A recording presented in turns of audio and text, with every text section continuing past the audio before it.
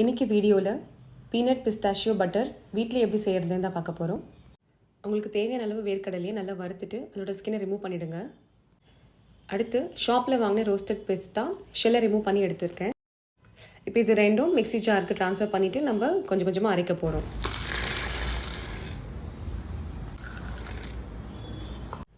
இப்போ நம்ம இதை பிளெண்ட் பண்ண போகிறோம். இது நல்லா ஸ்மூத் டெக்ஸ்சர் வரதுக்காக இந்த ப்ராசஸ் ரிப்பீட்டடாக பண்ண வேண்டியது இருக்கும்.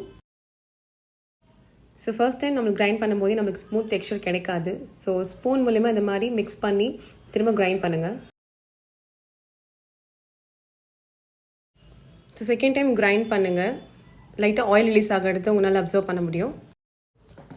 இப்போ நான் ஹீட் பண்ண பட்டரை இது கூட சேர்த்து கிரைண்ட் பண்ண போகிறேன். இது எதுக்காக பண்ணுறோன்னா க்ரீமி டெக்ஸ்சர் கிடைக்கிறதுக்காக. நீங்கள் பட்டருக்கு பதில் நீங்கள் சன்ஃப்ளவர் ஆயில் கூட யூஸ் பண்ணிக்கலாம். ஸோ இந்த ப்ராசஸை உங்களுக்கு ஒரு க்ரீமி டெக்ஸ்சர் கிடைக்கிற வரைக்கும் நீங்கள் ரிப்பீட் பண்ணிகிட்டே இருக்கணும். இந்த ப்ராசஸ் ஃபுல்லாகவே நான் சால்ட் எதுவுமே ஆட் பண்ணலை, ஏன்னா நம்ம ரோஸ்டட் பிஸ்தா யூஸ் பண்ணியிருக்கோம், அதுலேயே சால்ட் இருக்கிறதுனால.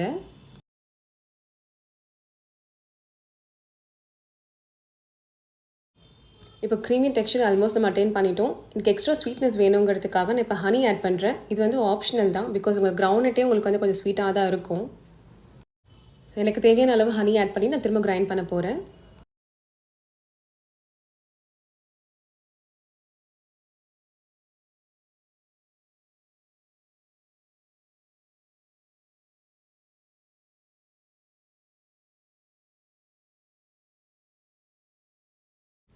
ஸோ நம்மளோட பீனட் பிஸ்தாஷியோ பட்டர் இப்போ க்ரீமி டெக்ஸ்சரில் ரெடி ஆகிடுச்சு. நீங்களும் இந்த மெத்தடை உங்கள் வீட்டில் ட்ரை பண்ணி பாருங்கள். இதை நான் இன்ஸ்டண்ட்டாக டோஸ்ட் பண்ண ப்ரெட்டில் ட்ரை பண்ணேன், ரொம்ப சூப்பராக இருந்தது. ஸோ உங்களுக்கு இந்த மாதிரி சிம்பிள் ரெசிபீஸ் வேணும்னா நம்ம சேனலுக்கு சப்ஸ்கிரைப் பண்ணிக்கோங்க. உங்களுக்கு இந்த வீடியோ பிடிச்சிருந்தா லைக் அண்ட் ஷேர் பண்ணுங்கள். உங்களுக்கு எதாவது டவுட்ஸ் இருந்தால் கீழே கமெண்ட் செக்ஷனில் கமெண்ட் பண்ணுங்கள் கைஸ். தேங்க்ஸ் ஃபார் வாட்சிங் த வீடியோ அண்ட் பை.